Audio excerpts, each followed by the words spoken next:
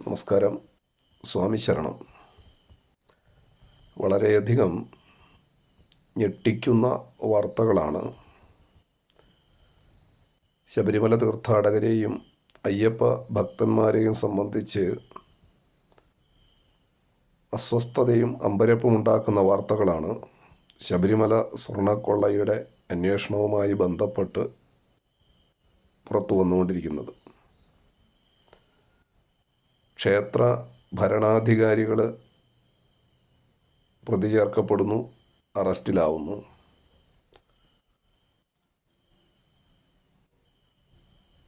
ഉന്നതരായ രാഷ്ട്രീയ നേതാക്കൾ സംശയത്തിൻ്റെ നിഴലിൽ വരുന്നു. ഇപ്പോൾ ഇതാ ക്ഷേത്രം തന്ത്രി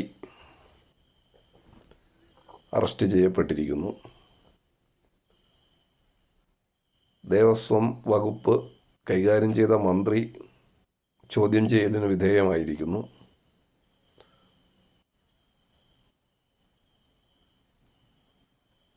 സംരക്ഷിക്കാൻ ഉത്തരവാദിത്തപ്പെട്ടിട്ടുള്ള ഭരണ സംവിധാനത്തിൻ്റെ നിയന്ത്രണാധികാരമുള്ള ആളുകൾ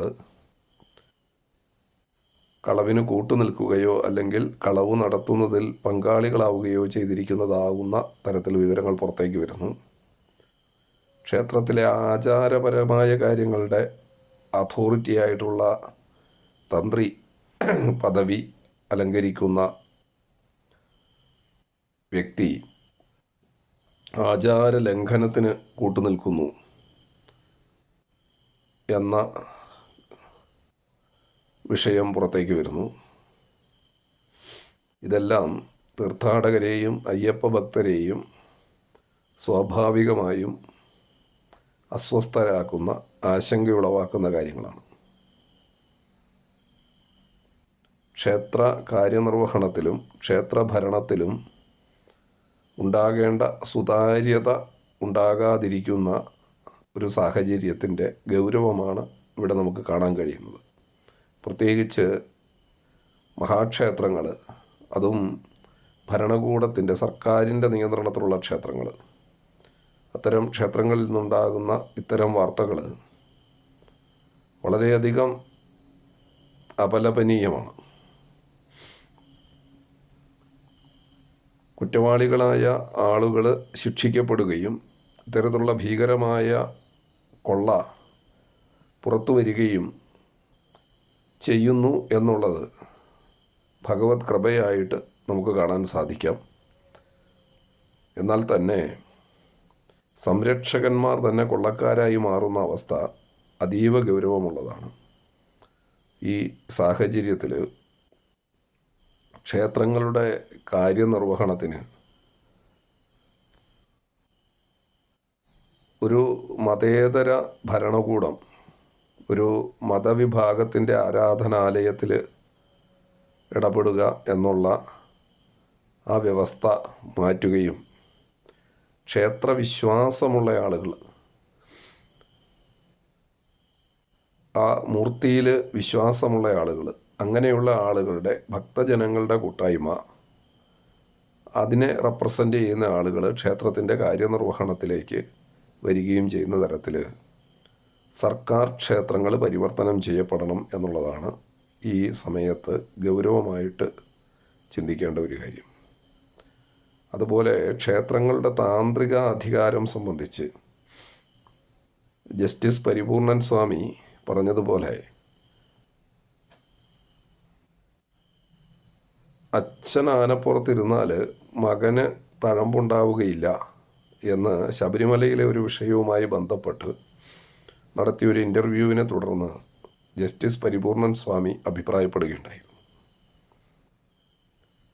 താന്ത്രിക കാര്യങ്ങളിൽ പ്രാഥമികമായ അറിവ് പോലും പ്രകടിപ്പിക്കാനാകാത്ത ക്ഷേത്രം തന്ത്രിയുടെ പ്രകടനങ്ങളിൽ ഇച്ഛാഭംഗം ഉണ്ടായപ്പോഴാണ് അദ്ദേഹം അങ്ങനെ അഭിപ്രായപ്പെട്ടത്.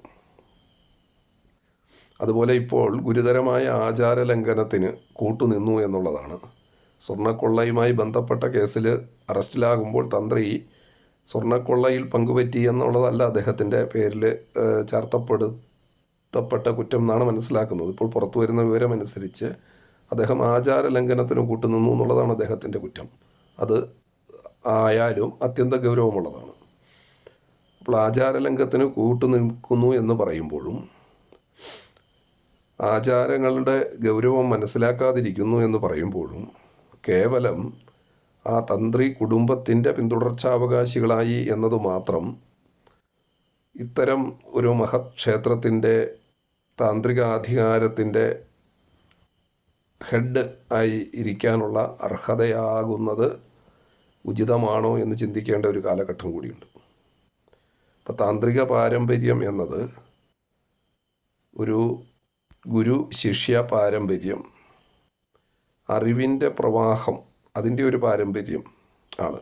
ആ ഗുരു ശിഷ്യ പരമ്പര പിതൃപുത്ര പരമ്പരയിലൂടെയും സംഭവിക്കാം എന്നുള്ളത് കൊണ്ട് കുടുംബ പാരമ്പര്യം താന്ത്രിക പാരമ്പര്യമായി വരുന്നു എന്നുള്ളത് ശരി തന്നെ. എന്നാൽ അങ്ങനെയല്ല, അവർ ക്വാളിഫൈഡ് ആണ്, ആ താന്ത്രിക വിഷയങ്ങളിൽ അവർക്ക് അറിവുണ്ട് എന്ന് ഉറപ്പുവരുത്തേണ്ട ഒരു കാര്യമുണ്ട്. മാത്രമല്ല, അത്തരം അറിവുകളുള്ള ആളുകൾ എക്സ് ഓർ വൈ ആരു തന്നെ ആയാലും താന്ത്രിക അധികാരത്തിലേക്ക് വരാൻ അർഹനാണ് എന്നുള്ള ഒരു വിഷയവുമുണ്ട്. അതുകൊണ്ട് താന്ത്രിക അധികാരം കുടുംബ പാരമ്പര്യം എന്നുള്ളതിൽ നിന്ന് മാറി ആ തന്ത്രശാസ്ത്ര പരമ്പരയുടെ പിന്തുടർച്ചക്കാരായിട്ടുള്ള ശാസ്ത്രജ്ഞാനമുള്ള അതോറിറ്റികളായ ആളുകൾ തന്ത്രിമാരായി വരണമെന്നും ഭരണനിർവഹണത്തിൽ ക്ഷേത്രവിശ്വാസമുള്ള ഭക്തജനങ്ങളുടെ പ്രതിനിധികൾ വരണമെന്നുമുള്ള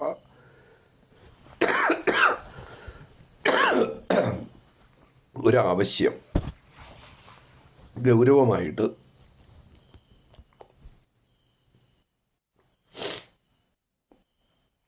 ഈ അവസരത്തിൽ ഉയർത്തപ്പെടേണ്ടതാണ്. അത്തരത്തിലേക്ക് നമ്മുടെ ക്ഷേത്ര സ്ഥാപനങ്ങളെ പരിവർത്തനപ്പെടുത്തേണ്ടതുമാണ്.